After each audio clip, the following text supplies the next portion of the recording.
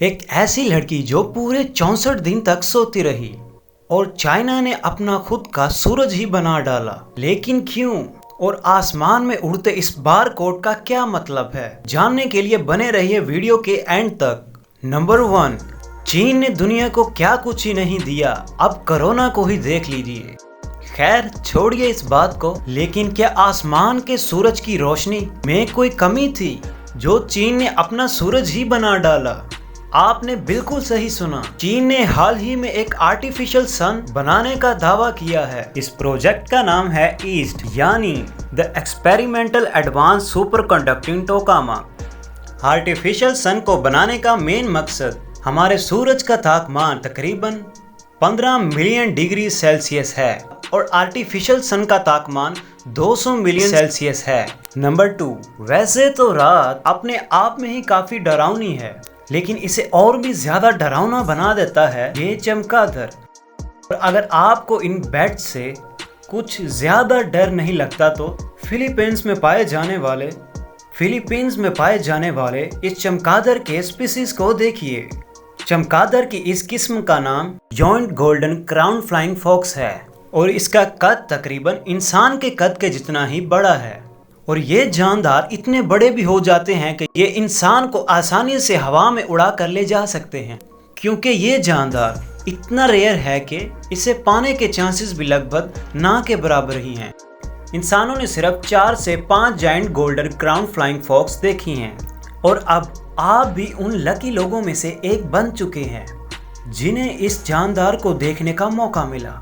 Number 3، advertisement جتنی اچھی ہوگی دکاندار کا مال بھی اسی حساب سے بکے گا، اور چین کی ایک کمپنی نے تو ایڈورٹائزمنٹ کو تو الگ ہی لیول پر لے گئے۔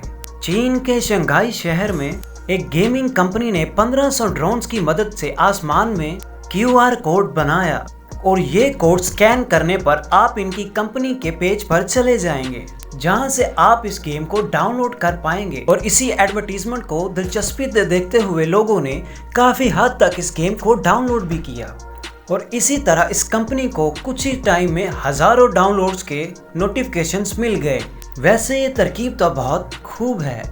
نمبر 4، سلیپنگ بیوٹی سنڈروم ایک ایسی بیماری ہے جس میں انسان کافی لمبے سمے تک کے لیے سوتا ہی رہتا ہے، اور اسی بیماری میں مبتلا ہو کر ایک لڑکی جب سوتی ہے تو وہ 64 دنوں تک سوتی ہی رہتی ہے۔ پہلے تو اس کے گھر والوں کو لگا کہ کہیں یہ کوما میں تو نہیں چلی گئی، لیکن پھر ڈاکٹر نے بتایا کہ یہ تو سلیپ بیوٹی سنڈروم میں سو رہی ہے، اور اس کے بعد اس کو کافی مشکل سے اس کی گہری نیند سے جگایا گیا۔ اس بیماری میں مبتلا شخص کو انجیکشن کے ذریعے کھانا کھلایا جاتا ہے، اور اگر اس طرح انجیکشن نہ لگایا جائے تو بیماری میں مبتلا شخص کی موت واقع ہو سکتی ہے۔ نمبر 5، جاپان میں ایک ایسا آئی لینڈ بھی ہے جسے جانا جاتا ہے کیٹ آئی لینڈ کے نام سے، اور ایسا اس لیے کیونکہ یہ پورے کا پورا آئی لینڈ بلیوں سے بھرا پڑا ہے، جہاں اس آئی لینڈ پر صرف 100 لوگ ہی رہتے ہیں۔ وہیں اگر بات کی جائے ان بلیوں کی تعداد کی تو ان بلیوں کی تعداد 5000 سے بھی زیادہ ہے۔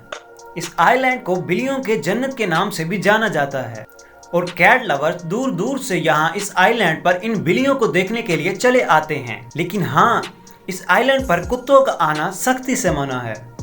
اگر آپ اس طرح کی مزید ویڈیوز دیکھنا چاہتے ہیں تو ہمارا چینل سبسکرائب کریں اور بیل آئیکن کو بھی دبائیں تاکہ لیٹسٹ نیوز کی نوٹیفیکیشنز آپ تک پہنچتی رہیں۔